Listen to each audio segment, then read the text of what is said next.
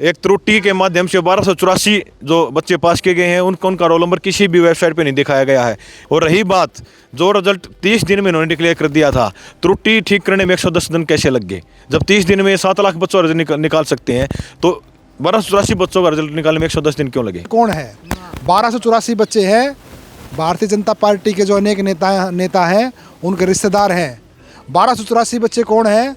बड़ी बड़ी एकेडमियों से साठगांठ कर रखी है, वो 1284 बच्चे हैं। हरियाणा विद्यालय शिक्षा बोर्ड में बड़े घोटाले का आरोप लगाकर जेजेपी लगातार विरोध कर रही है। जेजेपी के वरिष्ठ नेता भी इस मांग को उठा चुके। खुद डिप्टी सीएम दुष्यंत चौटाला ने आरोप लगाया था कि स्टेट में हरियाणा का सबसे बड़ा घोटाला हुआ। उसी को लेकर आज पूरे हरियाणा के हर जिले में जो है जेजेपी की युवा इकाई ज्ञापन दे रही है, यहाँ पर अपनी आवाज़ उठा रहे हैं। क्या मांग है इनकी और किस प्रकार से आवाज़ उठा रहे हैं, इनसे बात करेंगे। सबसे पहले से किस मांग को लेकर कोर्ट में पहुंचे हैं, किसे ज्ञापन देंगे? आज हम पूरे हरियाणा प्रदेश में हमारी युवा इकाई की तरफ से आदरणीय हमारे युवा के प्रदेशाध्यक्ष भाई दिग्विजय सिंह चौटाला के नेतृत्व में उनके आदेशानुसार प्रत्येक डिस्ट्रिक्ट में हम एस्टेट का जो घोटाला हुआ है उसको लेकर ज्ञापन दे रहे हैं। हरियाणा सरकार को हम डीसी के नाम ज्ञापन दे रहे हैं। और जो घोटाला एस्टेट का सरकार ने किया है उसमें शिक्षा बोर्ड के चेयरमैन का खुले तौर पर नाम उजागर है। और मैं आपके माध्यम से एक बात और कहना चाहूँगा, दागी पवन कुमार को जब राजस्थान माननीय हाईकोर्ट ने पवन कुमार को दोषी एक मामले में ओपीजीएस चोरी यूनिवर्सिटी में जब घोषित कर दिया था, उसके बाद इसकी कितनी पहुंच आप यहाँ से देख लो। दोषी होने के बाद 2024 में, उसके बावजूद 2025 में इसको हरियाणा शिक्षा बोर्ड का चेयरमैन बनाया गया। ऐसे छल कपट और दोषी आदमी को हरियाणा शिक्षा बोर्ड का चेयरमैन बनाने के बावजूद एक त्रुटि के माध्यम से 1284 जो बच्चे पास किए गए हैं उनका रोल नंबर किसी भी वेबसाइट पर नहीं दिखाया गया है। एक प्राइवेट कंपनी को रिजल्ट निकाले का ठेका दिया गया और उसका कोई टेंडर नहीं किया गया। और शिक्षा बोर्ड चेयरमैन की और शिक्षा बोर्ड सेक्रेटरी की आपस में जो फाइलों का लेन देन हुआ तो शिक्षा बोर्ड चेयरमैन ने शिक्षा बोर्ड सेक्रेटरी के पास फाइल भी नहीं भेजी। और कैसे लगता है कि घोटाला हुआ?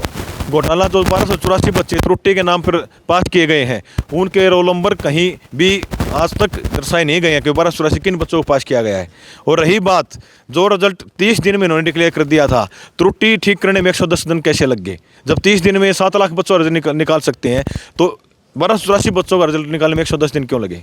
शिक्षा बोर्ड के चेयरमैन तो कहते कोई घोटाला नहीं हुआ, वो आकर बात करे इसके बारे में और बात करने के बाद ही पता चलेगा।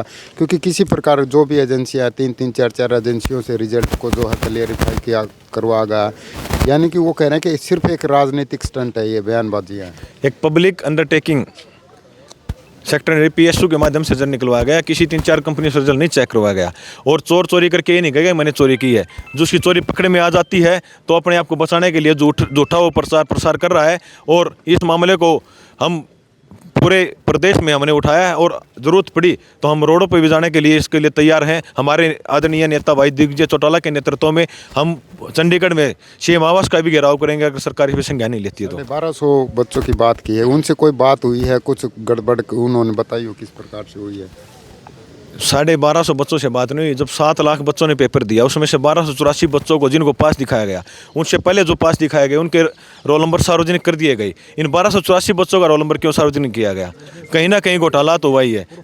क्या कहेंगे, किस प्रकार कैसे लगता है कि घोटाला हुआ और इसको कैसे आगे उठाया जाएगा? ये घोटाला बिल्कुल साफ तौर पर जो हमारे पास एक एप्लीकेशन है, जब भी सरकार कहेगी, जिस प्लेटफॉर्म पे कहेगी, जहाँ कहेगी सरकार अपना समय दे, हम विद प्रूफ इसको जो है पूरा जो है साबित करके दिखाएंगे कि घोटाला हुआ है। 1284 बच्चे इन्होंने वो पास किए हैं कि किसी को जो है काला घेरा नीचे होगा, किसी का ऊपर हो गया। अगर आपने संदेह का लाभ जिसको देना था तो भी 7 लाख बच्चों ने दिया, सबको पास करो आप। 1284 बच्चे कौन है? 1284 बच्चे हैं भारतीय जनता पार्टी के जो अनेक नेता हैं उनके रिश्तेदार हैं। 1284 बच्चे कौन हैं? बड़ी बड़ी एकेडमियों से साठगांठ कर रखी है, वो 1284 बच्चे हैं। ये पूरा हरियाणा प्रदेश ही नहीं, इस देश के अंदर शिक्षा के नाम पर करोड़ों रुपए का घोटाला हुआ है। इसकी न्यायिक जांच होनी चाहिए। आप भविष्य के अंदर अगर काले घेरे ऊपर नीचे करने वालों को पास करके आप अध्यापक लगाओगे तो आप इस बात को जो है ना, ये साबित होता है कि आने वाला जो है ना भविष्य कैसा होगा स्कूल में पढ़ने वाले बच्चों का। जब भविष्य के जो टीचर ही जिनके ऊपर क्वेश्चन मार्क लगेगा तो बच्चों को क्या पढ़ाएंगे वो। तो बोर्ड की तरफ से कहा जा रहा है कि कोई घोटाला नहीं हुआ, तो जेजेपी अब इस मांग को कैसे उठाएगी, कैसे सरकार तक पहुंचाएगी, किस प्रकार की जांच की मांग करेंगे? हम शिक्षा बोर्ड चेयरमैन को आपके प्रेस के माध्यम से खुला चैलेंज करते हैं। आप किसी प्लेटफॉर्म के ऊपर हम सबूत के साथ आपके पास आएंगे, आप जब कहोगे हम आपको इस चीज़ को साबित करके दिखाएंगे। अगर हम लोग इस चीज़ को साबित नहीं कर पाए तो हम सार्वजनिक तौर पर बोर्ड चेयरमैन से माफ़ी मांगेंगे। और अगर ये चीज़ साबित हो जाती है तो बोर्ड चेयरमैन के ऊपर मामला दर्ज होना चाहिए, उसकी न्यायिक जांच होनी चाहिए। और साथ में जो करोड़ों रुपये का घोटाला हुआ है, वो जितनी भी एकेडमियाँ हैं, जो बच्चे हैं, उन सब से रिकवर जो है ना, उनके अन्य जो हमारे 7 लाख बच्चे हैं उनके साथ न्याय होना चाहिए।